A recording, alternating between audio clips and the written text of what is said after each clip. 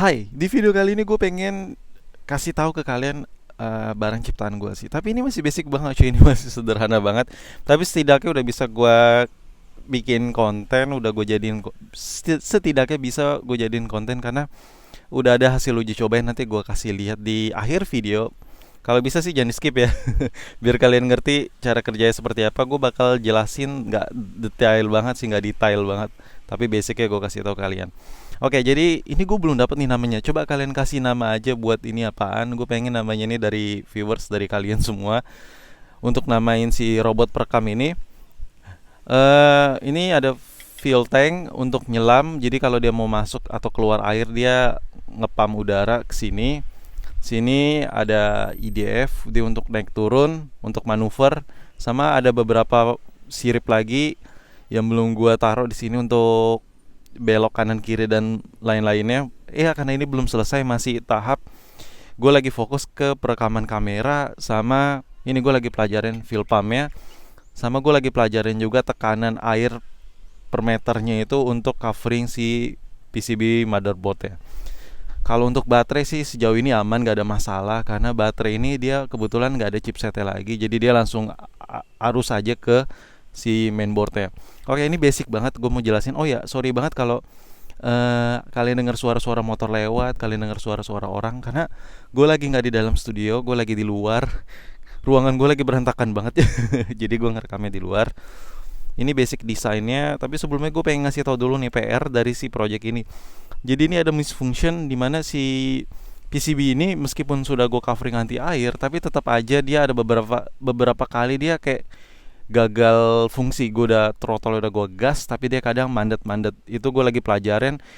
Ternyata waktu gue cari-cari research, ini ada kaitannya sama radiasi radiasi efek apa ya. Jadi si setiap resistor-resistor yang ada di motherboardnya ini dia kayak ada frekuensi elektrik yang dimana kalau kena air itu jadi dia rada-rada error gitu, si frekuensi MHZ ya. Tapi gue belum selesai sih pelajarin karena gue belum pernah melajarin tentang hal-hal kayak gitu. Tapi masih gue pelajarin. Terus yang kedua, kamera covering. Jadi ini gue masih menjamin kedalaman maksimalnya masih 5 meter doang. Masih payah banget tuh cuy, kedalaman 5 meter kan tekanannya masih ya belum seberapa ya. Tapi gue udah pernah nyoba sih kalau nyelam kedalaman 3-5 meter tuh berasa banget sih tekanannya parah. Itu buat diri gue pribadi ya. Gue nggak tahu kalau kalian yang udah hobi diving, tapi buat gue pribadi 5 meter itu udah berasa nyesek banget dada gue tanpa bantuan tabung oksigen ya. Terus ini gue langsung kasih lihat fiturnya ke kalian di sini. Gambarnya jelek. Jadi ini kameranya ada 3 fungsi gue taruh di sini. Jadi ada triple sensor, ada RGBC IR sensor. Ini kalau RGBC ini dia fungsinya kan di air itu kan ke biru-biruan. Jadi gue fungsi banget color production yang bagus buat hasil video. Jadi gue pakai RGBC sensor untuk si kamera ini. Terus ini kameranya kalau goyang-goyang tenang aja, dia udah 5 axis image stabilization, ada 5 axisnya. Udah mirip-mirip lah gue buat kayak drone gitu. Kayak drone profesional. Oh ya, ini untuk recordingnya tuh 60 frame per second. Kalian tahu sendiri kalau gue nge-review Android suka bilang ini hasil kamera jelek, patah-patah. Jadi ya gue gak mau juga produk yang gue rakit sesuai ya ibaratnya kemakan omongan sendiri. Jadi gue buat untuk ngerekamnya di 60 frame per second. Cuman gue nggak tahu hasilnya sebaik apa karena ini masih basic banget rakitannya. Terus untuk frekuensi dia masih 2.5 GHz. Ada dua, jadi mainboardnya ada dua, yang satu lagi 27 MHz. Jadi frekuensi yang 27 MHz ini dia suka bermasalah kalau di dalam air yang kayak gue bilang tadi. Ini masih dua fix problem.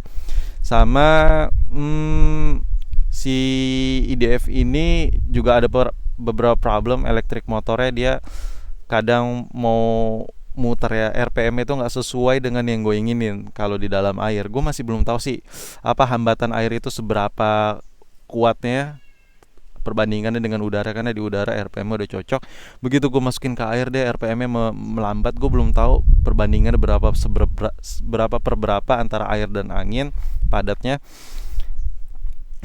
Oh ya, ini gue pengen tahu kenapa sih bang nggak kapal kalau kalau kapal selam itu dia gunain fan kan, kipas aja gitu. Kenapa mesti rancangannya kok apa electronic ducket fan jet gini? Jadi ini kan buat ngerekam cuy, bukan buat kapal submarine beneran kan. Jadi kalau kita mau ngerekam itu, fungsi EDF ini dipakai banget. Nanti gue kasih lihat deh di hasil video. Jadi EDF ini berfungsi kalau kita nyelam, terus ada pasir-pasir dasar permukaan air.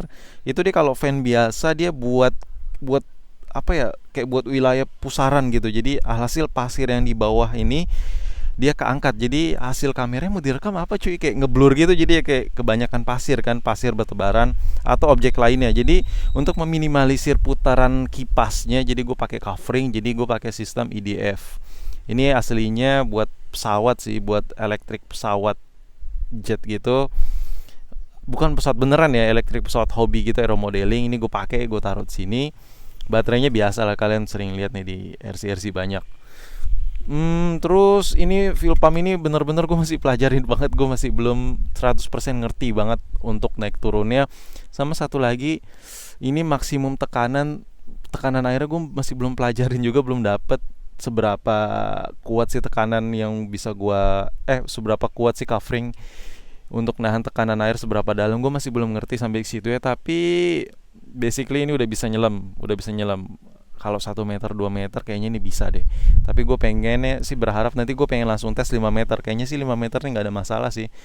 Ya udah, langsung aja gue kasih lihat betanya. Ini bukan OS ya, tapi gue bilang betanya aja ya, uji cobanya. Ini posisinya lagi gue rendam, lu bisa lihat sendiri. Cuman sedalam ini karena cuman box ini doang yang gue punya paling besar yang bisa direndam-rendam. Ini lu bisa lihat semuanya kerendam total. Agak sedikit yang belum kerendam elektriknya sih, motor elektriknya, tapi ya overall semuanya udah kerendam. Bagian bawahnya, kameranya, fuel pumpnya, baterainya, logiknya, semuanya kerendam di sini. Ini lo bisa lihat isi dari fuel pumpnya keluar ya, karena ini lagi nggak berfungsi. Gimana mau gue coba? Posisinya dalamnya cuma berapa senti doang, tapi setidaknya gue bisa ngasih lihat ke kalian gambarannya seperti ini. Oh ya, ada footage hasil rekamannya di dalam air, nanti gue kasih lihat ke kalian. Terus IDF-nya juga gue bakal kasih lihat ke kalian hasil kerjanya kayak gimana. Kayak yang gue bilang tadi kan cuy, ini IDF-nya lagi berputar di dalam, tapi airnya sangat tenang karena dia pakai rumahan kipas nih. Kalau gue angkat sedikit, lo bisa lihat dia berputar tuh, dia berputar. Nah, lu bisa lihat kipasnya berputar, tapi kalau di dalam dia sangat tenang. Ini bukan tenaga maksimum ya, dia soalnya fungsinya buat lift, buat ngangkat, sama buat nurunin posisi si robot ini. Lu bisa lihat sendiri putarannya. Tapi gue usahain sih suaranya tetap adem, suara elektrik ya. Sebenarnya kalau dipakein brushless lebih paten sih, tapi susah nyocokin ESC-nya lagi sama ngecovering ESC-nya lagi, itu bakal jadi PR. Oh iya, gue pengen ngasih lihat ke kalian hasil rekaman dari si robot ini. Tapi ini sekilas doang ya cuy, kalian juga nggak bisa cek color production-nya, karena yang ada di dalam video tersebut cuman background warna hijau sama tangan gue doang.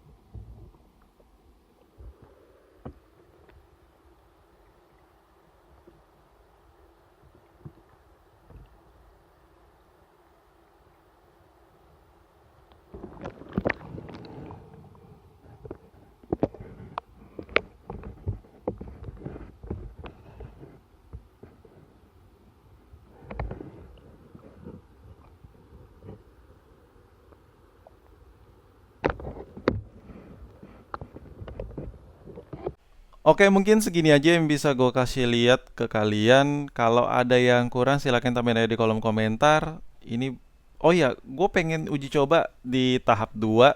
Coba gue minta saran dari lu dong, lokasi yang cocok. Tapi airnya yang bening cuy, yang airnya bening, entah itu danau atau laut. Tapi sekitaran-sekitaran Jawa Barat ya kalau bisa. Jadi gue nggak jauh-jauh amat buat ngetesnya. Gue minta saran kalian, enaknya lokasi buat ngetes ini di mana ya? Nggak usah dalam-dalam banget cuy. Yang penting sekedar bisa nyelam dulu aja ya, 2 meter 3 meter nggak apa-apa sih. Oke, thank you for watching. Jangan lupa saran lokasinya di mana, sama kalau bisa airnya yang bening. Thank you for watching.